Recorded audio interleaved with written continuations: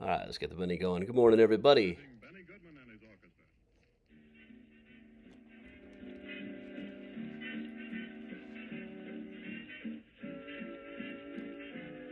Good morning all around.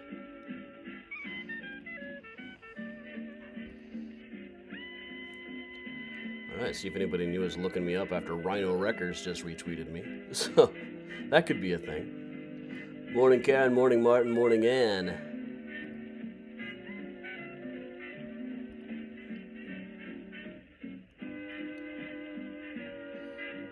I'll make a quick make a lander link on there. Morning, Gladys. Hey, Todd. Hey, Denise. Carol, Tracy, Larry. Hey, Heather. Let's dance, and that's no idle invitation, ladies and gentlemen, because it comes from Benny Goodman and his orchestra, who take their responsibilities very seriously in playing good music to the dance public. And now, an original arrangement by Benny Goodman of Jingle Bells.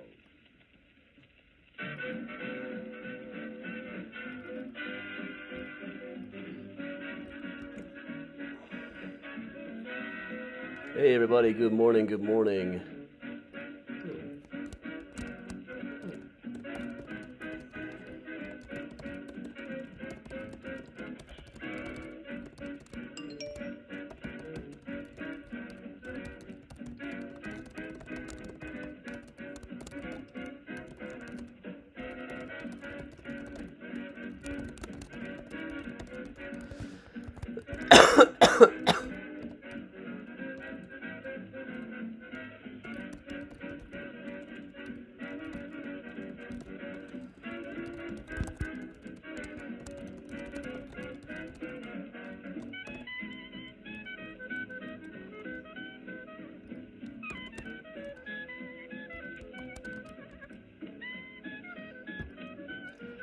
Hey, Patty.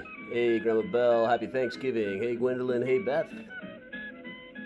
Yeah, this is a version of Jingle Bells I can stand.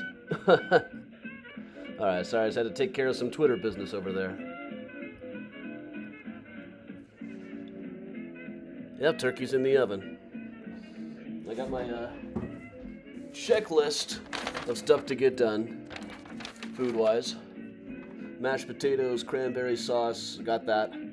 Stuffing to the cranberry takeover edition that's in the oven already, along with the stuffing that's in the bird. Green beans, greens, squash, gravy, stuffing 3 perhaps. Oh, the rolls, gotta have the rolls. And meanwhile, I'm still doing Johann Hawk research in the other windows. Looking into Harry Olsen, the guy whose grave we found at Graceland the other day. It's an interesting case. He was a champion of racial justice, also super into eugenics. He distanced himself from the racial aspect of that, but didn't really do enough to fight back against the people who were in the same publications he was. To him, he thought people were born degenerate. And no amount of nature versus nurture would persuade him. Yes, I found the greens. Hey, Emily. Hey, Lisa.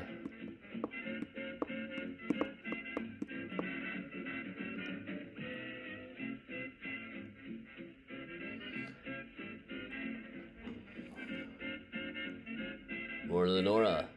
Happy Thanksgiving, Mom and Dad. Hey, Lenora, happy Thanksgiving. See if I can get Ronnie in here to say happy Thanksgiving. Hey, Ronnie. Chicago, and now Benny Goodman playing Where Am I?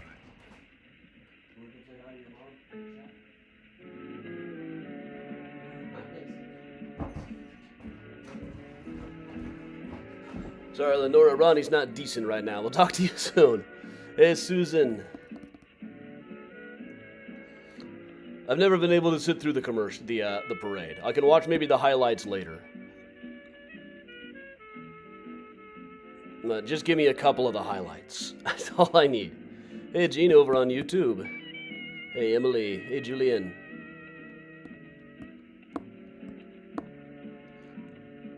Morning all around. I'll give it just a second or so for everybody to finish getting logged on here. Don't know how many people we're going to have. But we'll see. Ronnie, your fan club says hi. She's also got earplugs in, so I don't know if she's going to hear that. That's... All right, let's knock the Benny off here. So tonight over here on Mysterious Chicago, we are going to be doing Mysterious Chicago's Thanksgiving Leftovers Special, which I'll put together this afternoon, I guess. It'll be some musical stuff, some greatest hits from the virtual tours, just all sorts of neat stuff. We'll just have a good time hanging out for a while, like we always do on Thursday nights, but a little bit more freeform than usual. So we do have some stuff coming up. This morning, I've still been in the archive, still been digging. That's what I do. I dig. It's what I like to do. Getting stuff on Harry Olson, a deeply complicated guy, the attorney who prosecuted Johann Hawk, the subject of my next book, in court. But I took a little bit of a break to look up some Thanksgiving-related stuff. Most notably, dug through some 1965 papers and found some newspaper articles saying that youths had been ordered to clean up the rubbish mess. Oh, here's Ronnie. Ronnie, come say hi to everybody. Hi, everybody. Your mom is out there. Oh. Hi, Mommy. Here. Oh. You're in that window. Oh, there, yeah. Hey, Ronnie, everybody. I'm grateful for Ronnie. Yeah. All right. So, this is the backstory of Alice's Restaurant, the 18-minute and 20-second long song by Arlo Guthrie, in which he recounts two Thanksgivings ago, as in Thanksgiving 2 years ago, when he and his buddy Ray went to visit Alice up at the restaurant, where he lived with her husband and Facha the dog. Seeing as how they had taken out all the pews in the church, they didn't think they had to take out their garbage for a long time, so they decided that after a Thanksgiving dinner that couldn't be beat, they would take out the garbage with them, loaded up their VW microbus with all the garbage and shovels and rakes and implements of destruction, but found that the dump was closed on Thanksgiving, as it says in both of the articles here. Ordered to remove litter. Because they couldn't find the dump open in Great Barrington, 2 youths threw a load of refuse down a Stockbridge hillside Thanksgiving Day. Officer Obie, pictured here, gave them a phone call later, said, "Kid, we found your name on an envelope at the bottom of this pile of garbage. Do you have any information about it?" And this being Stockbridge, Massachusetts, it turned out to be a whole big trial. So later, 18 minutes into the song, Arlo notes that when he went to get drafted a couple of years later to get inspected, neglected, detected, injected, and selected, they asked him if he'd ever been arrested, and he told them about the Alice's Restaurant Massacre with full orchestration and 4-part harmony. So I posted these articles about it on Twitter this morning. Rhino Records just retweeted me, so that's kind of fun. I just bought a Rhino product, the Beatles Songs compilation from 1981, songs about the Beatles, featuring Alan Sherman's Pop Hates the Beatles, among others, with his great William Stout artwork. I love William Stout album artwork. Just picked that up at Dave's Records yesterday, which is got their last day in business coming up next month. But this became the basis of a song that 2 years later Arlo was performing. Now here's an ad for him from the next year, 66. Arlo Guthrie, Woody's son, at the Main Point Coffee Cabaret. This is in Philadelphia. I want to turn your attention briefly to what's just above that, a Burton Holmes travelogue. Burton Holmes kind of invented my job. He is a guy who combined video footage with live narration and did virtual travelogues live on stage. It was a huge hit throughout the early 20th century. The first guy really to combine live narration of travelogue stuff over film footage of travel stuff. Really, exactly what I do as a virtual tour guide. Now, exactly how this worked for him in 1966, I'm not really clear, because he had been dead for a good 8 years by then. I guess somebody else was doing the narration for him by then, but still, his name was still a draw at the time, Burton Holmes. We'll also note, here's Alice herself. This is the original Alice of Alice's Restaurant, described here as, what did they call her? A hippie haven breadwinner. And she's still around, too. She's about 80, but she's still around.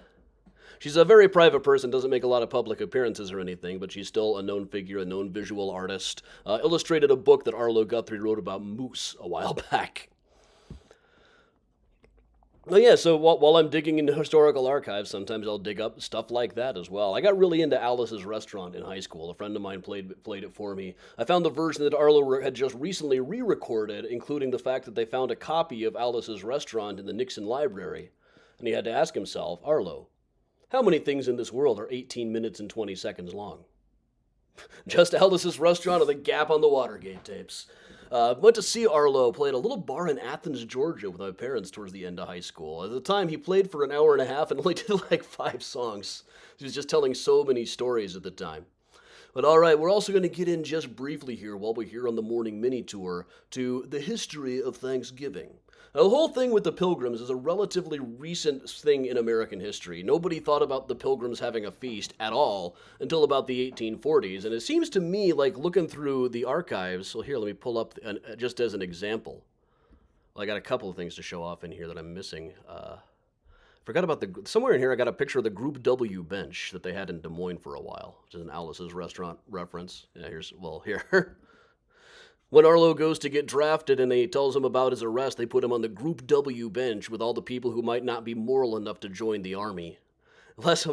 In Des Moines about 10 years ago, I found a Group W bench sitting around downtown.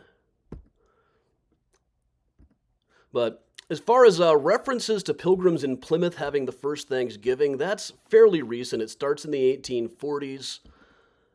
And as you can see from mentions in newspapers, it didn't really take off until well into the 20th century. You know, Thanksgiving customs were something that people have, and they didn't really think about the Pilgrims with them. And it became the holiday we know it as today, not to celebrate the Pilgrims, but to celebrate kicking Confederate ass. One of my favorite things. 1863, October, Abraham Lincoln issued this proclamation that in the midst of a cruel war of unequaled magnitude and severity, which has sometimes seemed to invite and provoke the aggressions of foreign states, peace has been preserved with all nations. This is really pretty remarkable, that no other country saw us having this war and decided, hey, good time to start a war with the United States, huh? Or if they thought it, they were talked out of it. Order has been maintained, more or less. The laws have been respected and obeyed, Harmony has prevailed everywhere except in the theater of military conflict, while that theater has been greatly contracted by the advancing armies and navies of the Union. Now, maybe Lincoln or Seward, who actually wrote this speech, was giving himself a little too much credit, but as these things go, given that it was wartime, the country did keep on moving. People kept on going to the theater in Chicago. A year before this, they would have seen John Wilkes Booth over at McVickers.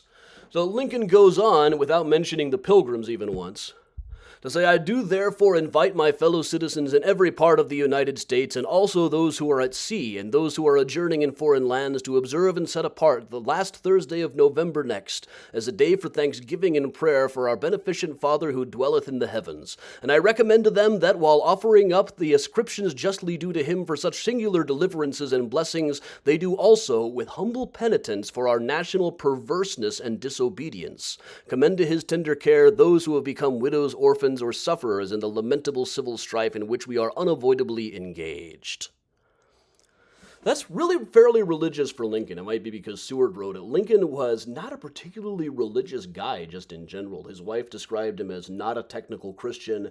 He is not really a member of any organized religion. I think at most points in his life, and he evolved like everybody else did to different levels at different points in his life, most of the time if they had given him a modern survey, he probably would have checked the spiritual but not religious box. So, all right, I always liked that, you know. I think people are a little bit too hard on the Pilgrims individually. This was 50 completely comically inept people who could barely buckle their own hats, and half of them didn't last a year.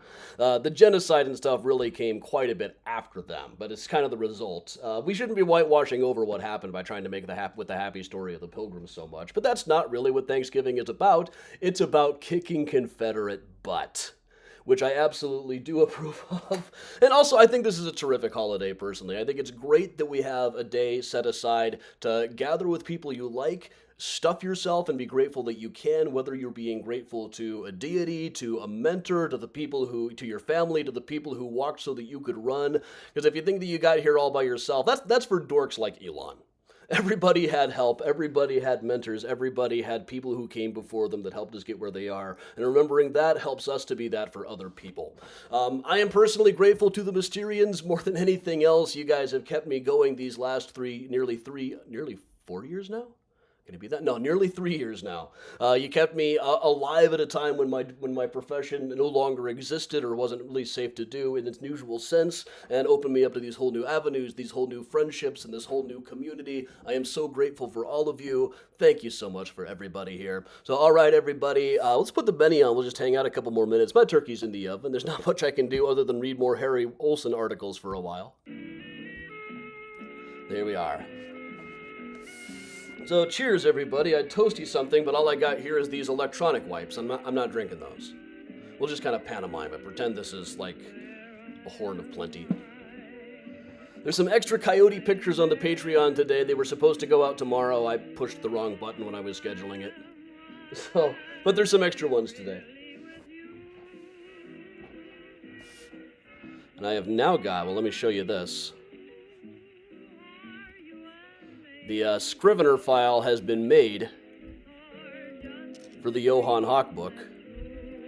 So if you're on the, especially on the Holmes and Hawk tier of the Patreon, you can watch me as I solve a mystery and rewrite history. Which is kind of what I do. In the course of a day, we might solve a mystery or rewrite history. And you can follow right along as I work on that book over the course of this winter. My number of articles about Hawk is now up over 1,000. I'm still trying to send clues down to Springfield, hoping they can find his executive clemency file. The Library of Congress is considering sending microfilm reels of the New York American over to the Chicago Library on interlibrary loan. I think they'll do it.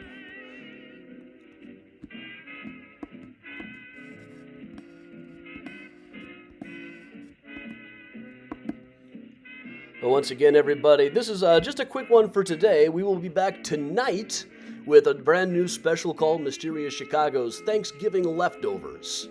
That's what I'm calling it. I haven't really figured out what we're going to do yet. There'll be some musical stuff. There'll be some of my favorite tour stops. Just lots of neat stuff. So thanks, everybody. Thanks all of you. Thanks for everything. I'm thinking of all of you on this Thanksgiving, and I will see you tonight after a good solid nap and watching maybe the second half of the Wednesday Addams series on Netflix, which I am enjoying tremendously. So thanks a lot, everybody. I'm Adam from Mysterious Chicago Tours, and I will see you all tonight for Mysterious Chicago's Thanksgiving Leftovers. Have a great day, everybody.